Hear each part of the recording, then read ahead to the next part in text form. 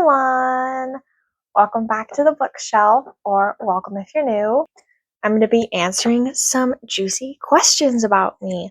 These are questions that I've gotten over the years. These are questions that I've gotten from comments, people on LinkedIn, DMs, questions that my psychotherapists have had.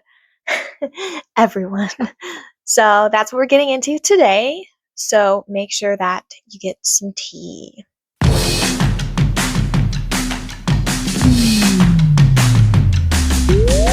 Today is very exciting. I'm actually going to Target today. Very exciting, very cool. So that's why I'm a little bit dressed up. You can't see it, but I have a dress on and I'm gonna wear a cute little outfit. But right now, back to the questions. So first question usually is something along the lines of, how did you become a writer? And that is actually, this is a story that I'm always afraid that when I tell it, there's going to be like legal repercussions, but I don't think there will be this time.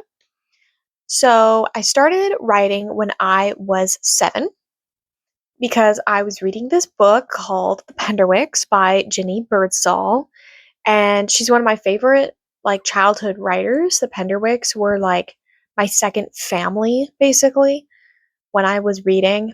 And I remember the little girl in the story, she also wrote, and she wrote a little story. And I thought that I could write the story better than her. So I basically wrote my own version of it, which is plagiarism. And then I showed it to my dad, and I was like, look, I wrote a book. And he was like, no, that you didn't write a book. You wrote someone else's book and you changed some stuff around.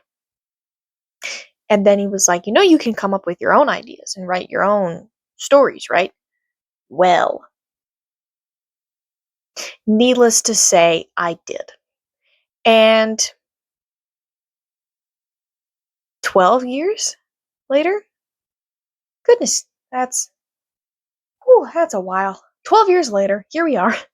And I'm still writing, and I actually have a book out, which feels weird to say. Let me fetch it for you. Oh, look. Here it is.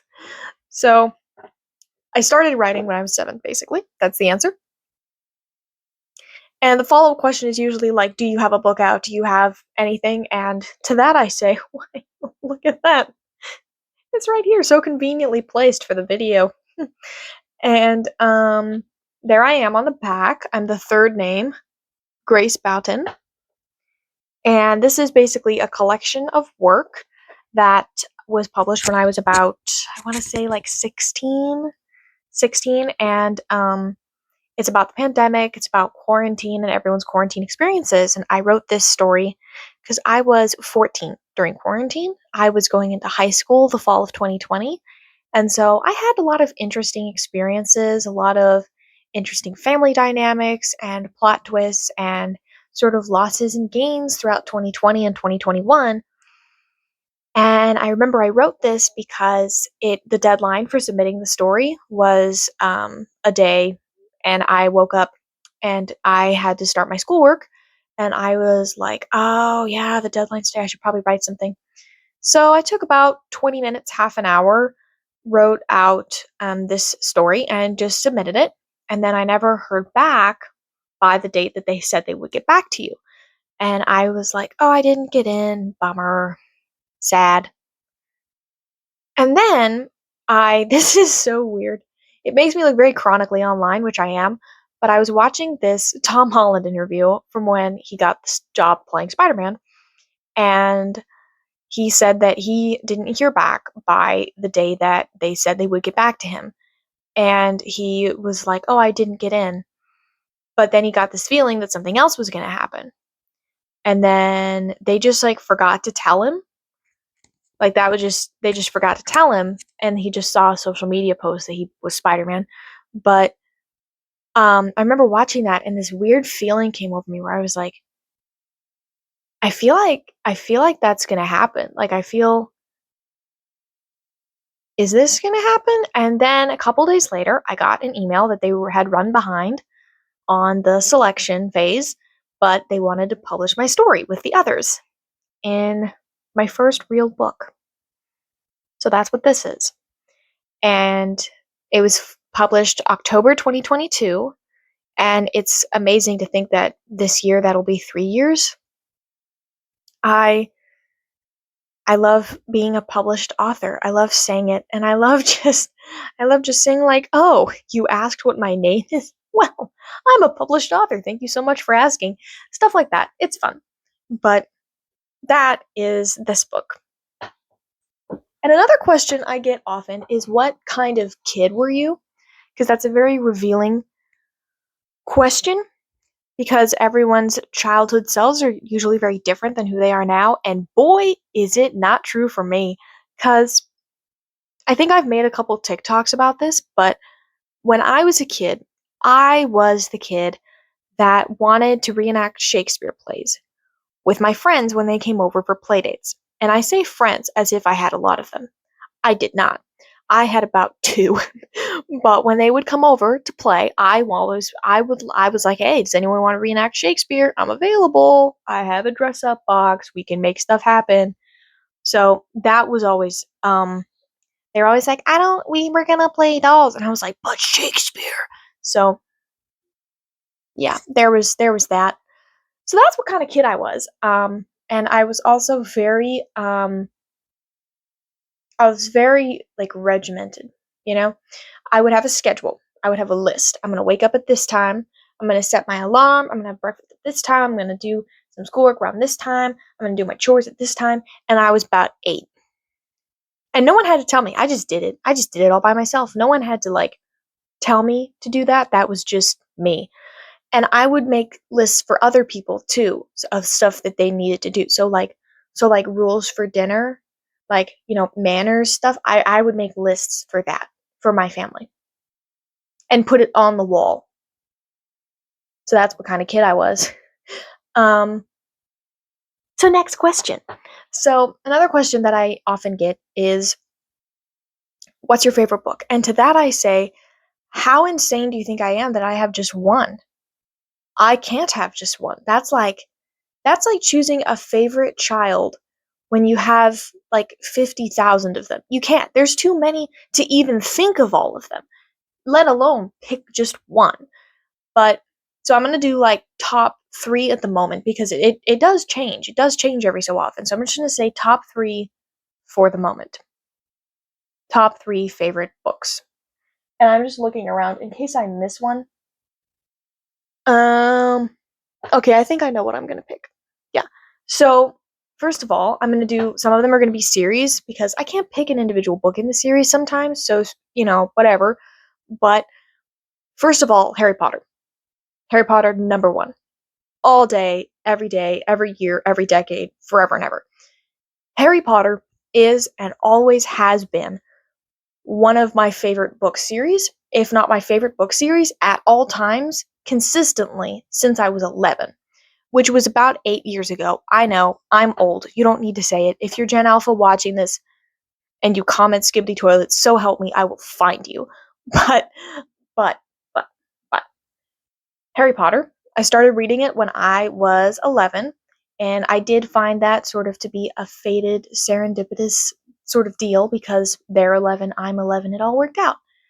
And I watched all the movies, and we had a movie night sort of deal with my family where every Friday we would watch a movie. And so it started to become like from the beginning, where every Friday we'd watch a Harry Potter film, and it was like in order. So I had a week to read every book, which means I was on a schedule.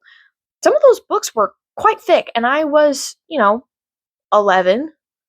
So I didn't read very fast yet, but I I learned then, you better, like, sometimes, like, I was reading like Order of the Phoenix, Half-Blood Prince, like the thickest books of the series, in like a week. Like I was plugging pages in every night. But it was fun, and I loved doing that. So basically, like, for 2 months I just had Harry Potter boot camp, and it quickly became my favorite series. And then number 2, I would have to say The Hunger Games, in case you couldn't tell by my Hunger Games cubicle display over there. I was sort of a late convert to the Hunger Games series. I know, very sad. But I think it was last year that I became a Hunger Games fan, a tribute, if you will. And it was like when I graduated high school, I was feeling depressed because of finals, as you do. And they put the Hunger Games movies on Netflix, and I was like, oh, kids killing each other sounds like the right mood. So I loaded it up, and I got sucked in immediately. Because something that I didn't understand as much was that I saw the movies just as like a violent movies about kids killing each other, which first of all, it isn't very gratuitous. I've seen a lot of action movies that were much worse than that, but also it was just so gripping. Like the storylines and the writing was so good, and then I was like, well, I have to read the books. So I didn't even like get them from the library. I bought them. I was like sold and committed. So I bought them all, and then by the time, they announced Sunrise on the Reaping, I was a huge fan. Ballad of Songbirds and Snakes was like my top book for several months, and I made my whole family and like my friends watch and read everything. And I started to judge people by like, do you read the Hunger Games? If not, we're gonna have a conversation. So the Hunger Games is number 2. And then number 3, what's my favorite book for number 3? At the moment, I would probably say Eleanor and Park by Rainbow Rowell. If you follow me on TikTok, then you've seen the videos that I've done about it, but it's one of my favorite like YA romance books, and I'm very picky when it comes to YA romance. Like I'm not someone who just can pick up any YA romance book and I'm like an instant like fan of it. I don't like a ton of the smoosh. I don't like a lot of smooshable writing where it sort of just feels like there's this weird tension in the air throughout the whole book. That's not for me. And if it is for you, then that's great. But I can't. I can't and I won't. So, Rainbow Rowell, Eleanor and Park, it has a little bit of that, but the whole book is not that way. And I loved it because it takes place in the 1980s, and it's about this interracial romance, sort of like in the suburbs outside a city, and people can be kind of closed-minded in this community, and it's one of my favorite books, and I read it last November. And I just remember thinking, like, this book feels like it's, like, written exactly for me. Like, everything that I like is in the story. Little details, things like that. Little tidbits that the author put in there just resonated with me so much that I was like, it feels like this book is specifically for me almost. So it became one of my favorites, and I've been yapping about it, like, nonstop on all my social media. Is college like?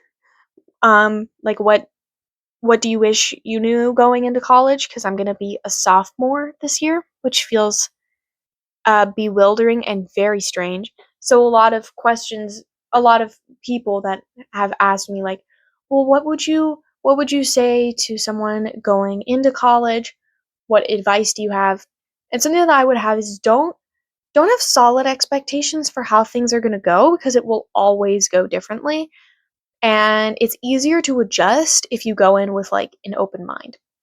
So, for example, the friends that you make the first day, 99% of the time, you will not have them by the end of the year. And that is completely normal. And that is, frankly, very good because it shows that you're growing and changing as a person. And secondly, I would say you need to make sure that as a freshman, you still study and work really hard. It's very easy to get into the trap of like, you don't need to work hard because you're a freshman and that's sort of your party year, and then the other 3 years are to buckle down. Not really, because when you're a freshman, that's the time to give yourself a nice little cushion for that GPA, where then you can sort of increase or decrease based on the other years.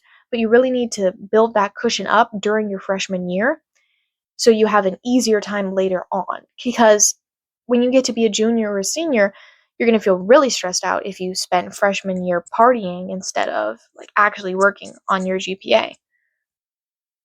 And thirdly, whether you like to party or not, there isn't one set way to have a college experience. Like a lot of people think that you have to have a college experience by pulling all-nighters, which is not good for you. And a lot of people think that, it's part of like this, you need to like live off of caffeine and ramen noodles. And there's this sort of pressure to live the way that other college students do, to be a part of the community and to understand what people are talking about and be included. But there is no one set way to have a college experience. And it shows a lot of maturity if you can look past that, which a lot of it is just frankly clever marketing on the part of ramen noodle companies. But if you can look past that and see what you want to do, whether that is have a lot of caffeine or not, or eat differently or live differently or party or not party, if you can look past that and see what you really want to do and make a decision solely based off of that, that shows a lot more maturity than just, going with the zeitgeist. And another question that I get is, how did you start social media and why did you start a YouTube channel? And to that, I would say that it's a very interesting story. And I didn't explain it super well in my first YouTube video that I ever did, which the editing was not fabulous and neither was the filming. So please, please be kind when you go back and watch it if you do. And if you don't, please don't. But that I didn't explain it super well, so I'll sort of just rehash a little bit of it. So I'd always loved social media because when I was 16, I did an internship with a literary company where I ran an affiliate Instagram page. And I loved doing it. I went in with no training. I had no idea how Instagram even worked. I had never had it before, but I loved doing it. And I built a really strong following. I had to delete it eventually for safety purposes. But when I was on it for about a solid summer, I think, so 3 or 4 months, I really loved doing it. It was one of my favorite things to do every day. So ever since then, I've just always had this thought in the back of my mind of like social media is this fun, creative place where you can make things and put them out. And, you might not always grow, but you always have a new opportunity to grow. Like nothing's set in stone. Like any post could be the post that goes viral or gets you 30 new followers in a day. Like that was the mindset that I went in with, not with like, I need consistent growth every single day. Because it's sort of like a game. You change things, you tweak things, and you see the numbers go up or down. And it's fun that way. And so I always had that thought in the back of my mind. And about 2 months ago-ish, like in April, I got this idea that I wanted to start a YouTube channel. Because I just felt like, as an author, I'm working on my first like solo written book. Like that book, Our Pandemic, was co-authored by a group of people. We all wrote a chapter. But I'm working on my first book that's just me. And I was thinking about it and I was like, I really need to be on social media. I don't want to be dragged into it by a publisher. I want to choose to do it. And I don't want to be afraid of being seen. That was a big deal for me, where when I was younger, but I wanted to be an author, I was willing to sort of just stay in the background and not be as involved. Like I originally wanted to be an author because a lot of them live more anonymous lives than people in other industries and like other entertainment based industries. And I remember being like, oh yeah, that's good because I don't really want to be noticed too much. And then I started thinking about it and I was like, why? I have good things. I like good things to add and contribute and things to say. And I realized like I would never really get where I wanted to go if I was afraid of being seen by people or being watched or viewed or commented on. And so that led me down a rabbit hole of YouTube and then TikTok, and then I had LinkedIn way before, but LinkedIn's different. But then I got Instagram and Twitter and Lemonade and all the other apps, and TikTok is actually my favorite one, I think. I have about, I think, 700 followers now, which is amazing considering that it's just like growing overnight. Like every day I wake up and I'm like, what is going on? But I love making the videos and I bring my dog in some of them, and I'm always like building off of trends and talking to people and messaging people, and it's one of my favorite things to do actually is TikTok, which is funny because it was actually the app that I was most scared to get. And all that just goes to show, like, if you want to do something, don't let things like insecurity scare you away, or what older generations say about social media. Like, social media can be fun. It's not just, oh, you get TikTok and your brain's gonna like melt. It's how you consume it that matters.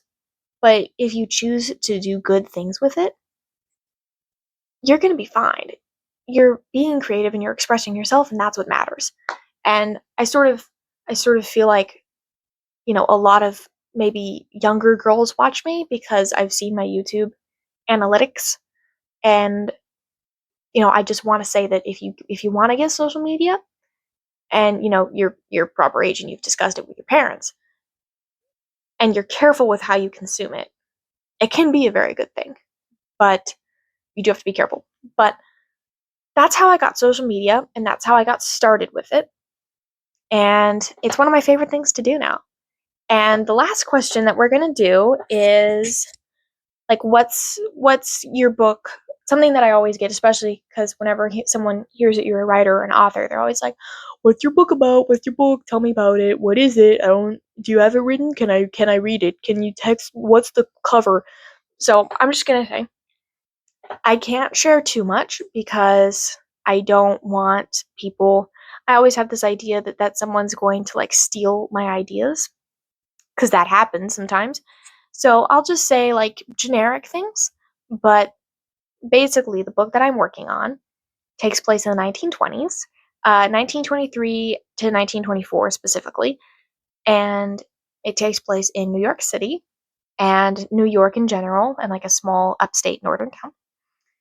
And it has like a love triangle, it has some crime elements to it, and it's very like dramatic and theatrical, but very grounded in what it means to be a teenager and what it means to be a young girl.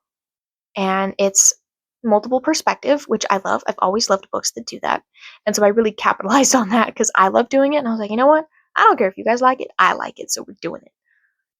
And so that's the book that I'm working on. I am almost done with it. I'm so close to being done, and then I'm going to reach out to agents.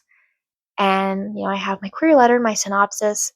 And if you guys would like to know more about my writing process, or about being a writer, or any questions that you might have, make sure to comment.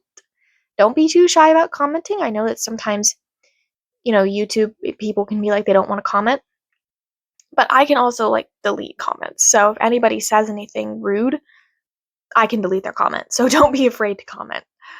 But those are the questions. So thank you so much for watching, and I have to go have lunch now because I have some fun things to do this afternoon.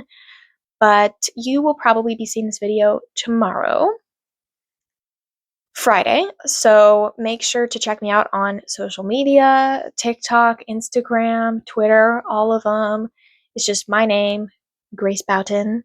And make sure to like and subscribe too, why not? Throw a little, hit the buttons in there. It shows the video to more people, which we like. We like when more people see the videos. So thank you so much for watching, and I will see you next time.